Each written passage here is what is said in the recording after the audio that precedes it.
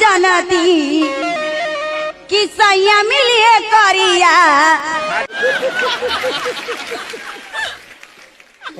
और दिखाइए। अरे चढ़ल तिलक फेर वही कुमारे रही जैती सैया चढ़ल।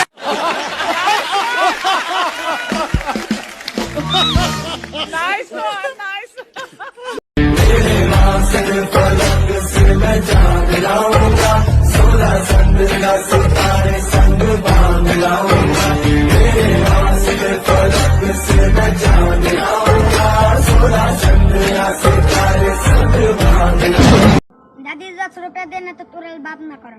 बात करना हो तो करो वरना गू खा के मारो।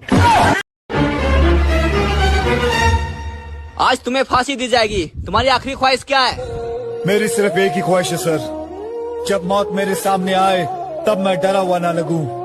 एक सेकंड।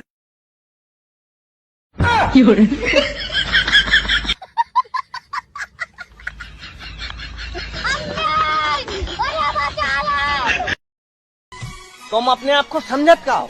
तुम्हारी घर वाली प्यार की एक कहानी।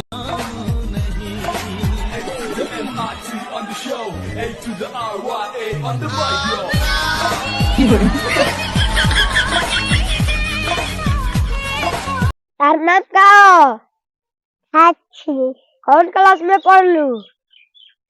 बीए में। पढ़ लिख कर क्या बनूंगी? डॉक्टर। डॉक्टर क्या करता है? डॉक्टर छू देता है।